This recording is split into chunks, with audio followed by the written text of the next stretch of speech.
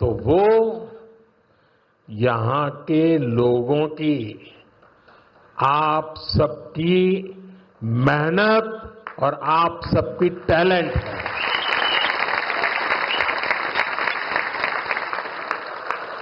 Friends, 21वीं सदी में अर्बन प्लानिंग और अर्बन इंफ्रास्ट्रक्चर हमारे शहरों की बहुत बड़ी आवश्यकता है। बेंगलुरु जैसे शहरों को हमें भविष्य के लिए भी तैयार करना है। बीते समय में बेंगलुरु के लिए भारत सरकार की तरफ से हजारों करोड़ रुपए की योजनाएं शुरू की गई हैं। आज इस अभियान को नई गति मिल रही है। आज बेंगलुरु मेट्रो येलो लाइन का शुभारंभ हुआ है। मेट्रो फेज वंदे भारत की सेवा शुरू हुई है। इससे बेलगावी के व्यापार और टूरिज्म को बढ़ावा मिलेगा। इसके अलावा नागपुर से पुणे और श्री माता वैष्णो देवी कटरा से अमृतसर के बीच भी वंदे भारत एक्सप्रेस शुरू हुई है। इससे लाखों श्रद्धालुओं को लाभ होगा, पर्यटन को बढ़ावा मिलेगा। मैं इन सभी प्रोजेक्ट्स के लिए वंदे भारत ट्रेनों के लिए बेंगलुरु, कर्नाटका और देश के लोगों को बहुत बहुत बधाई देता हूं। साथियों, आज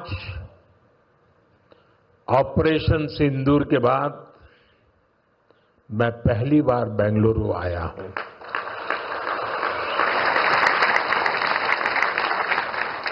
ऑपरेशन सिंदूर में भारतीय सेनाओं की सफलता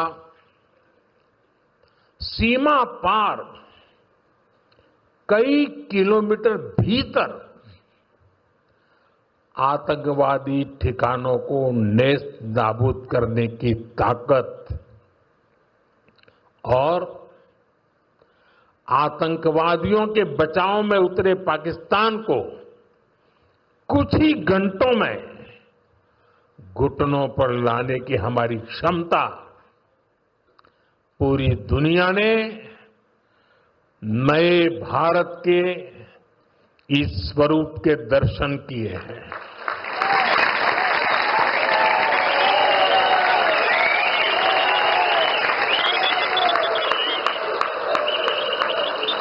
ऑपरेशन सिंदूर की सफलता के पीछे बहुत बड़ी वजह हमारी टेक्नोलॉजी और डिफेंस में मेक इन इंडिया की ताकत है। और इसमें बेंगलुरु और कर्नाटका के युवाओं का भी बहुत बड़ा योगदान है। मैं इसके लिए भी आज आप सभी का अभिनंदन करता हूं। साथियों, आज बेंगलुरु की पहचान दुनिया के बड़े सिटीज के साथ होती है। हमें ग्लोबली कॉम्पीट भी करना है, इतना ही नहीं, लीड भी करना है। हम तभी आगे निकलेंगे जब हमारे शहर स्मार्ट होंगे, फास्ट होंगे, एफिशिएंट होंगे। इसलिए आज मॉडर्न इंफ्रा के लिए प्रोजेक्ट पूरे कराने पर हमारा इतना जोर है। आज आरवी रोड से बोम्मा संद्रा तक येलो लाइन शुरू हुई है। ये बेंगलुरु के कई अहम एरियाज को आपस में कनेक्ट करेगी। बसवनगुड़ी से इलेक्ट्रॉनिक सिटी तक ये सफर में भी अब सब कम समय लगेगा। इससे लाखों लोगों के जीवन में ईज ऑफ लिविंग बढ़ेगी, ईज ऑफ वर्किंग बढ़ेगी। साथियों, आज येलो लाइन के लोकार्पण के साथ ही हमने फेज 3 यानी ऑरेंज लाइन का भी शिलान्यास किया है। जब ये लाइन शुरू होगी तो येलो लाइन के साथ मिलकर डेली 25 लाख पैसेंजर्स को फैसिलिटेट करेगी। 25 लाख पैसेंजर्स। ये बेंगलुरु के ट्रांसपोर्ट सिस्टम को एक नई ताकत देगी, एक नई ऊंचाई देगी। साथियों, बेंगलुरु मेट्रो ने देश को पब्लिक इंफ्रास्ट्रक्चर डेवलपमेंट का एक नया मॉडल भी दिया है। बेंगलुरु मेट्रो कई अहम स्टेशनों के लिए इंफोसिस फाउंडेशन, बायोकॉन और डेल्टा इलेक्ट्रॉनिक जैसी कंपनियों ने पार्ट फंडिंग की है। सीएसआर के इस्तेमाल का ये मॉडल एक बड़ी प्रेरणा है। मैं इस अभिनव प्रयास के लिए कॉरपोरेट सेक्टर को बहुत बहुत बधाई देता हूं। साथियों, आज भारत दुनिया की फास्टेस्ट ग्रोइंग मेजर इकोनॉमी है। पिछले 11 इयर्स में हमारी इकोनॉमी 10वें नंबर से टॉप 5 में पहुंच गई। हम बहुत तेजी से टॉप 3 इकोनॉमी बनने की ओर आगे बढ़ रहे हैं। ये स्पीड हमें कैसे मिली है? ये स्पीड हमें रिफॉर्म, परफॉर्म, ट्रांसफॉर्म की स्पिरिट से मिली है।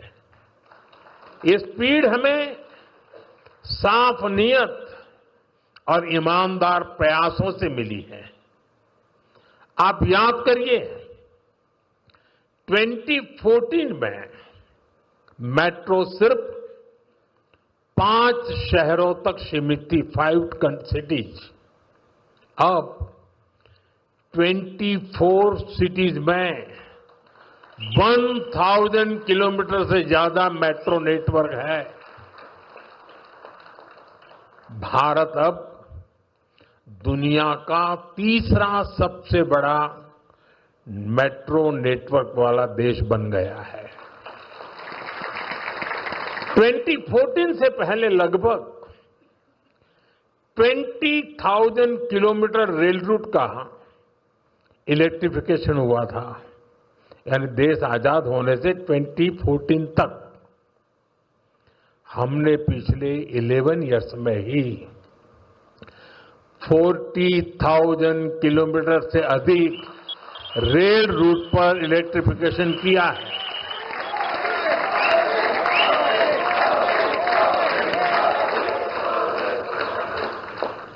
साथियों, जल, थल, नभ कुछ भी अछूता नहीं रखा है। फ्रेंड, जमीन ही नहीं, देश की उपलब्धियों का परचम आसमान में भी लहरा रहा है। 2014 तक भारत में सिर्फ 74 एयरपोर्ट थे। अब इनकी संख्या बढ़कर 160 से ज्यादा हो गई है।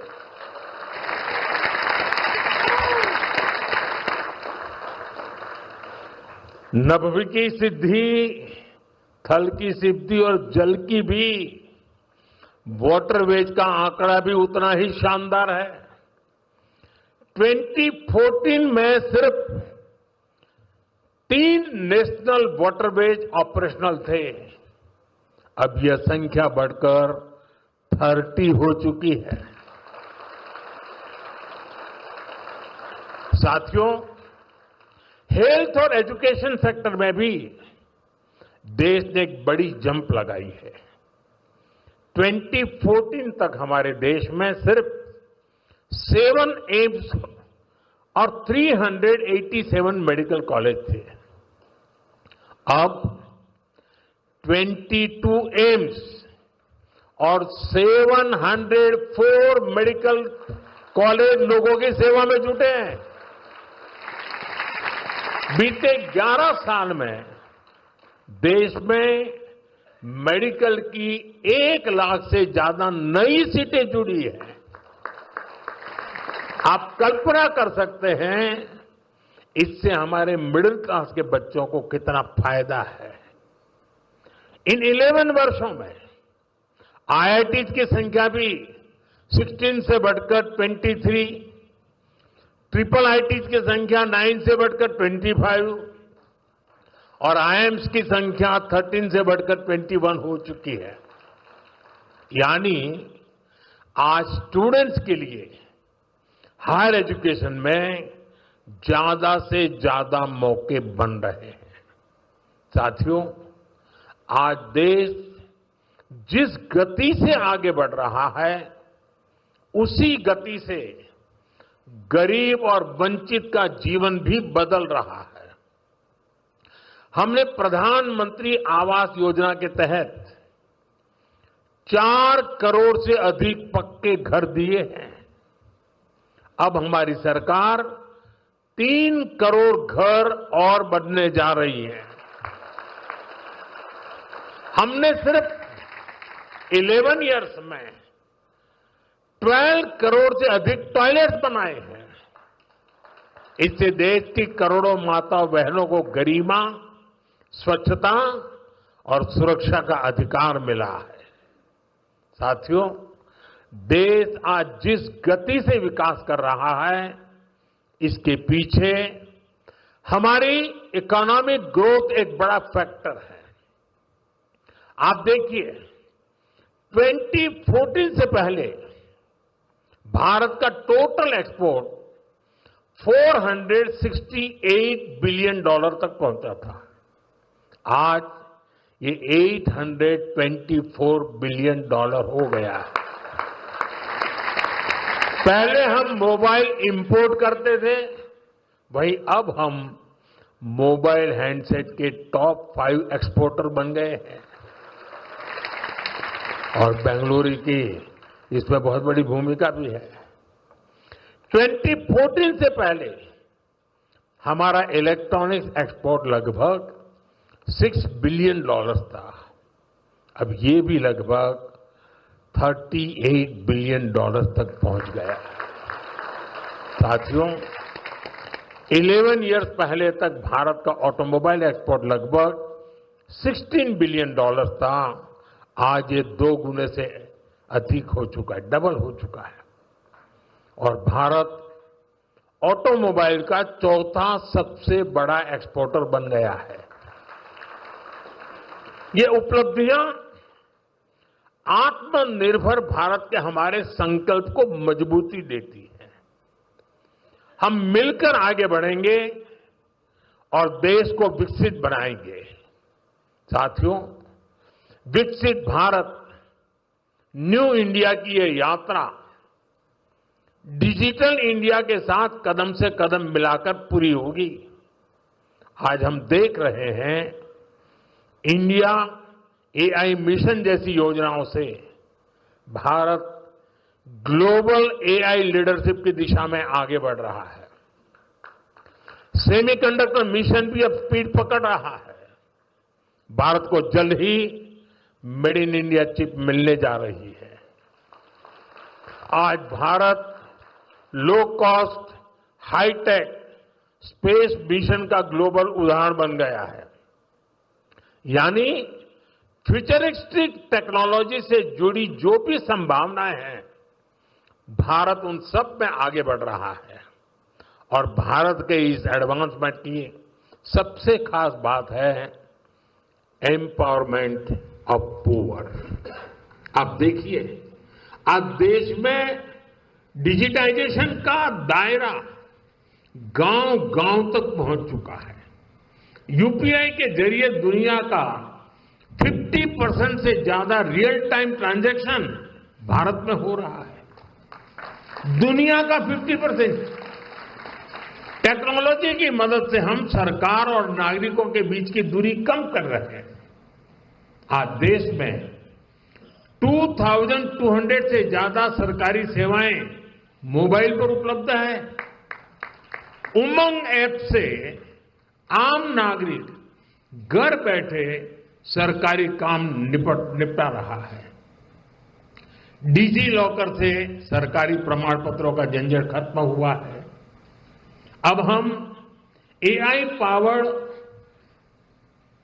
थ्रेट डिटेक्शन जैसी टेक्नोलॉजीज में भी निवेश कर रहे हैं। हमारा प्रयास है कि देश में डिजिटल रिवॉल्यूशन का फायदा समाज के आखिरी व्यक्ति तक पहुंचे और इस प्रयास में बेंगलुरु पूरी सक्रियता से काम कर रहा है। साथियों, वर्तमान उपलब्धियों के बीच अब हमारी अगली बड़ी प्राथमिकता होनी चाहिए टेक आत्मनिर्भर भारत। इंडियन टेक कंपनियों ने पूरी दुनिया में अपनी छाप छोड़ी है। हमने पूरे वर्ल्ड के लिए सॉफ्टवेयर और प्रोडक्ट्स बनाए हैं। अब समय है हम भारत की जरूरतों को और ज्यादा प्रायोरिटी दें। हमें नए प्रोडक्ट्स डेवलप करने में और तेजी से आगे बढ़ना है।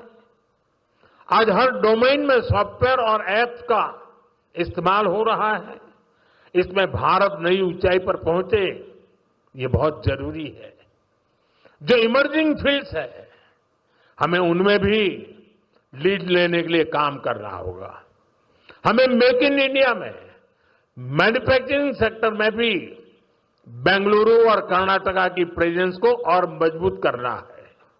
और मेरा आग्रह है हमारे products zero defect, zero effect के स्टैंडर्ड पर टॉप क्वालिटी के होने चाहिए। यानी बिना डिफेक्ट वाले प्रोडक्ट हो और उन्हें बनाने का नेगेटिव इफेक्ट पर्यावरण पर भी न पड़े। मेरी अपेक्षा है कर्नाटका का टैलेंट आत्मनिर्भर भारत के इस विजन को लीड करे। साथियों, केंद्र सरकार हो या राज्य सरकार, हम सभी जनता की सेवा के लिए हैं। हमें देशवासियों की बेहतरी के लिए साथ मिलकर कदम उठाने हैं। इस दिशा में एक जो सबसे जरूरी जिम्मेदारी है वो है नए रिफॉर्म्स। बीते एक दशक में हमने लगातार रिफॉर्म्स को आगे बढ़ाया है।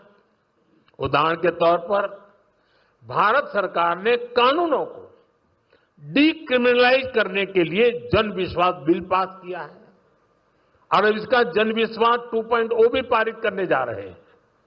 राज्य सरकारें भी ऐसे कानूनों की पहचान कर सकती हैं जिनमें अनावश्यक आपराधिक प्रावधान हैं, उन्हें खत्म किया जा सकता है। हम मिशन कर्मयोगी चला रहे हैं ताकि सरकारी कर्मचारियों को कॉम्पिटेंसी बेस्ड ट्रेनिंग दी जा सके। राज्य भी अपने अधिकारियों के लिए इस लर्निंग फ्रेमवर्क को अपना सकते हैं।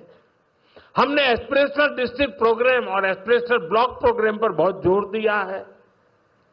राज्य भी इसी तरह अपने यहां ऐसे क्षेत्रों की पहचान कर सकते हैं जिन्हें विशेष ध्यान की आवश्यकता है।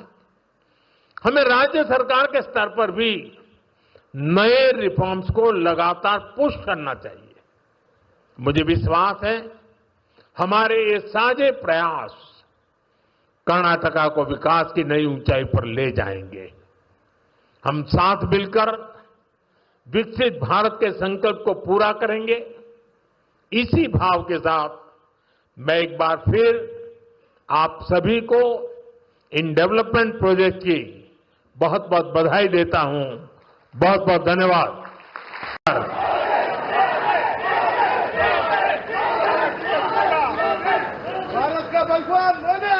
बेंगलुरु नगರದ ಆತ್ಮೀಯ ನಾಗರಿಕ ಬಂಧು ಭಗಿನಿಯರೇ, ನಿಮಗೆಲ್ಲ नन्ना नमस्कार गणो।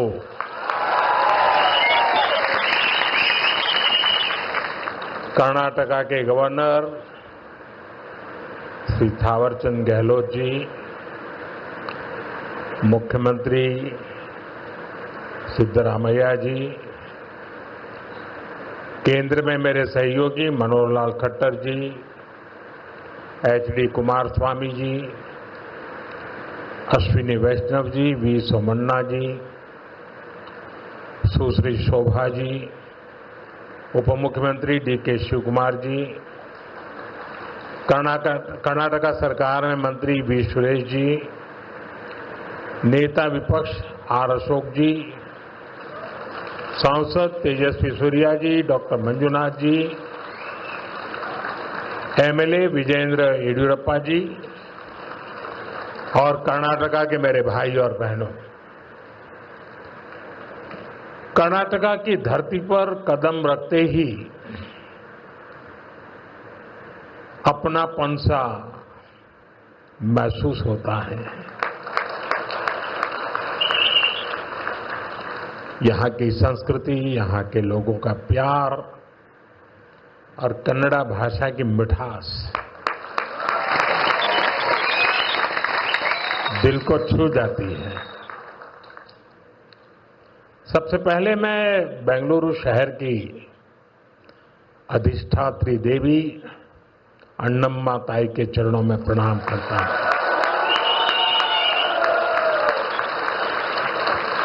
सदियों पहले नाड़ प्रभु केम्पेगौड़ा जी ने बेंगलुरु शहर की नींव रखी थी। उन्होंने एक ऐसे शहर की संकल्पना की थी जो अपनी परंपराओं से भी जुड़ा हो और साथ ही प्रगति की नई ऊंचाइयों को भी छुए। बेंगलुरु ने अपनी उस स्पिरिट को हमेशा जिया, हमेशा उसे, और आज बेंगलुरु उस सपने को साकार कर रहा है। साथियों, बेंगलुरु को हम एक ऐसे शहर के रूप में उभरता देख रहे हैं जो न्यू इंडिया के राइज का सिंबल बन चुका है। एक ऐसा शहर जिसकी आत्मा में तत्वज्ञान है और जिसके एक्शन में टेक ज्ञान है। एक ऐसा शहर जिसने ग्लोबल आईटी मैप पर भारत का परचम लहराया है। बेंगलुरु की इस सक्सेस स्टोरी के पीछे अगर कोई है तो वो यहां के लोगों की, आप सबकी मेहनत और आप सबकी टैलेंट है।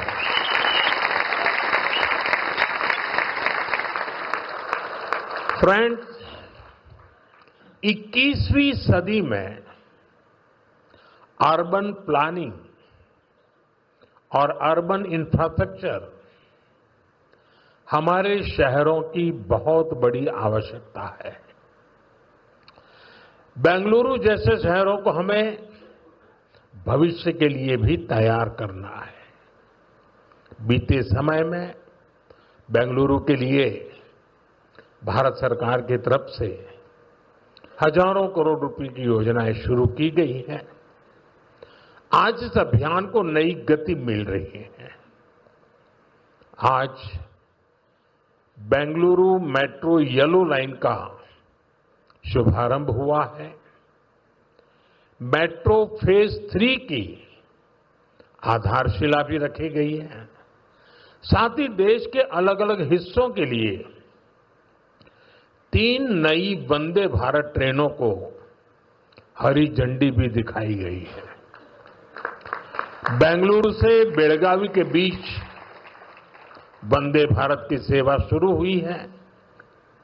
इससे बेलगावी के व्यापार और टूरिज्म को बढ़ाने के अलावा नागपुर से पुणे और श्री माता वैष्णो देवी कटरा से अमृतसर के बीच भी वंदे भारत एक्सप्रेस शुरू हुई है। इससे लाखों श्रद्धालुओं को लाभ होगा, पर्यटन को बढ़ावा मिलेगा। मैं इन सभी प्रोजेक्ट्स के लिए वंदे भारत ट्रेनों के लिए बेंगलुरु, कर्नाटका और देश के लोगों को बहुत बहुत बधाई देता हूं। साथियों, आज ऑपरेशन सिंदूर के बाद मैं पहली बार बेंगलुरु आया हूं।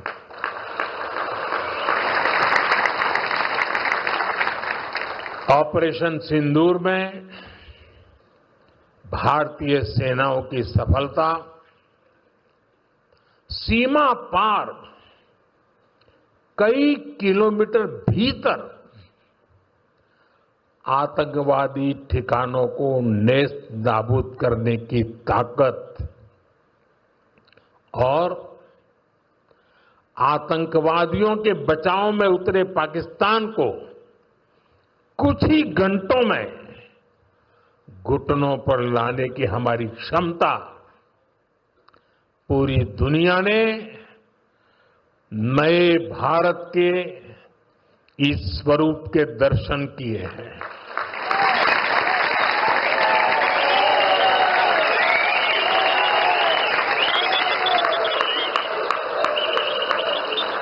आप की ताकत है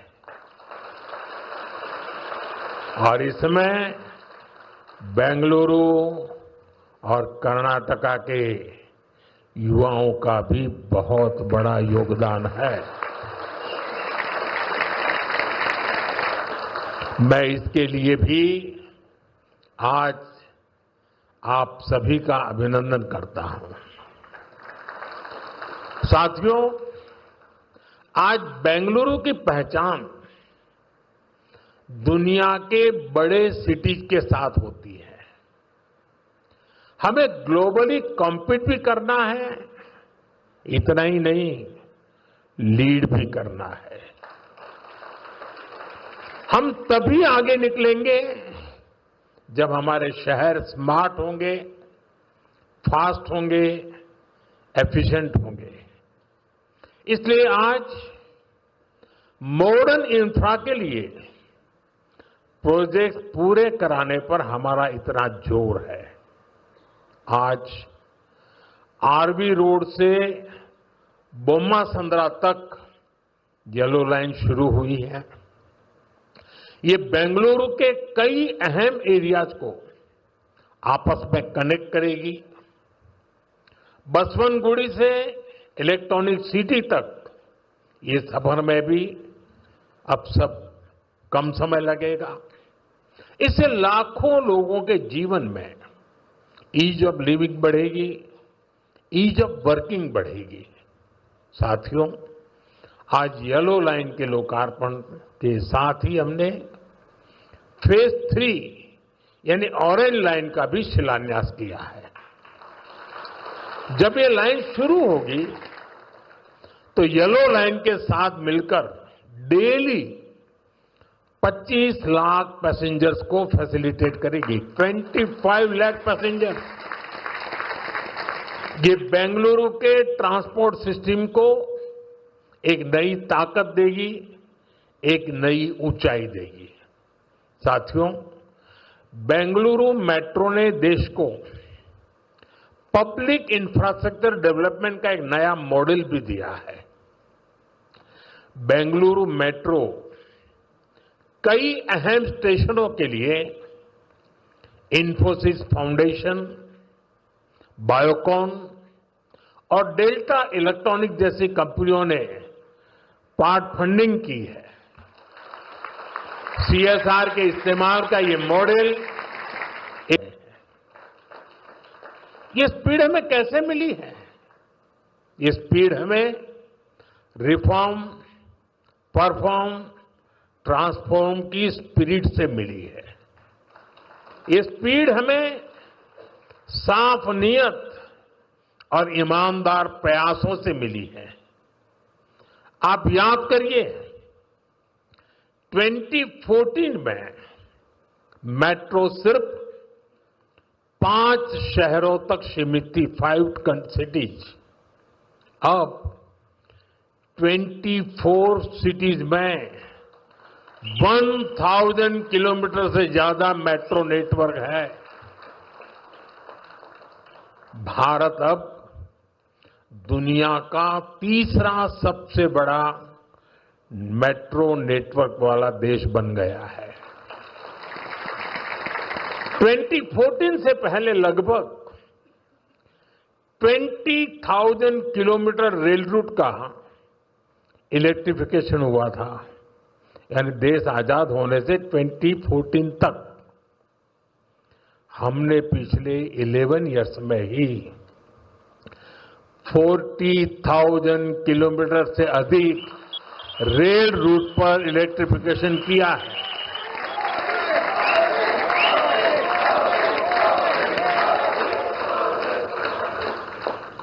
साथियों, जल थल नभ कुछ भी अछूता नहीं रखा है। फ्रेंड, जमीन ही नहीं, देश की उपलब्धियों का परचम आसमान में भी लहरा रहा है। 2014 तक भारत में सिर्फ 74 एयरपोर्ट थे। अब इनकी संख्या बढ़कर 160 से ज्यादा हो गई है।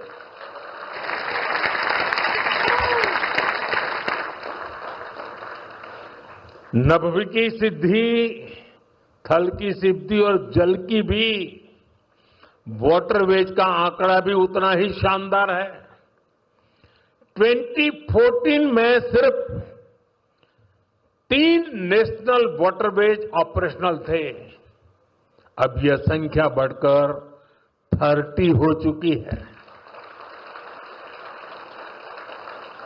साथियों, हेल्थ और एजुकेशन सेक्टर में भी देश ने एक बड़ी जंप लगाई है। 2014 तक हमारे देश में सिर्फ 7 एम्स और 387 मेडिकल कॉलेज थे।